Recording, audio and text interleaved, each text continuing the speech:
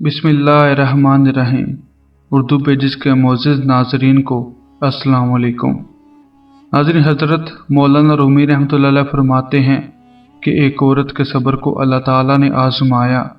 हर साल अल्लाह ताला उसे औलाद नरीना से नवाजते, मगर चंद माह बाद ही उसके गुलस्तान से ये फूल मुरझा जाता और उसकी गोद फिर से खाली हो जाती।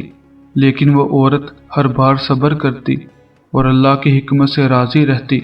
मगर उस औरत के सब्र का इम्तिहान तवील होता गया और इस तरह एक के बाद एक उस बेकस माँ के 20 बच्चे पैदा हुए, जो एक एक करके फौत होते चले गए। आखिरी बच्चे के फौत होने पर उसके सब्र का बंधन टूट गया और उसके गम की आग भड़क उठी। दोस्तों, कुछ आजमाइशें और मुश्किलात ऐसी भी होती हैं जिनके ख़त्म होने पर इंसान को एहसास होता है कि वो ज़हमत नहीं, रहमत थी। वो बेकस माँ आधी रात को जिंदा लाश की तरह उठी और अपने हाल के हकीकी के सामने सरसजदे में रख कर रोने लगी और अल्लाह ताला की बारगाह में अपने गम को कुछ इस तरह बयान करने लगी कि ए कौनो मकां के मालिक, तेरी इस गुनाहगार बंदी से क्या खता हुई कि साल में 9 महीने खूने जिगर देकर उस बच्चे की तकलीफ उठाती हूँ। जब उम्मीद का दरख्त फल लाता है तो सिर्फ चंद माह उसकी बहार देखना नसीब होती है। मेरे बाग में 20 फूल खिले, मगर मैंने जी भरकर एक की भी दीद ना की।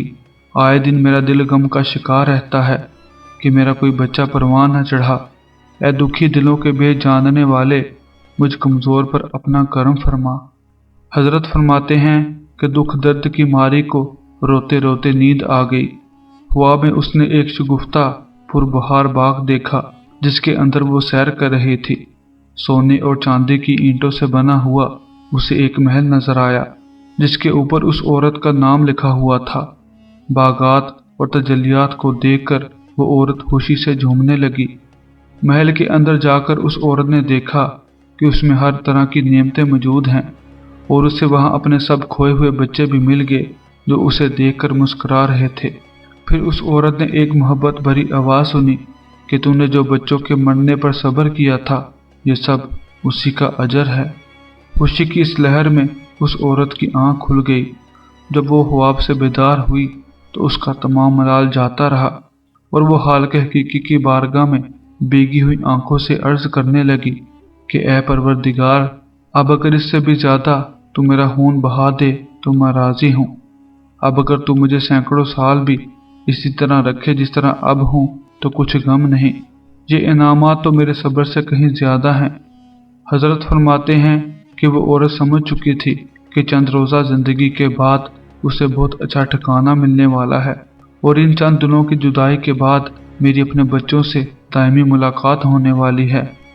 हजरत मौलाना रूमी रहमतुल्लाह अलैह फरमाते हैं कि इंसान को हर हाल में सब्र का दामन नहीं छोड़ना चाहिए, क्योंकि आखिरत में उसका अजर बहुत ज़्यादा है। अल्लाह से दुआ है कि वो हमें मुश्किल हालात में भी सब्र और शुक्र की तौफीक अता फरमाए। आमीन या रब्बुल आलमीन। दोस्तों, आपके कीमती वक्त का बहुत शुक्रिया। हम उम्मीद करते हैं कि आज की वीडियो आपको अच्छी लगी होगी। अपनी मोहब्बत का इजहार इस वीडियो को लाइक और शेयर करके करें।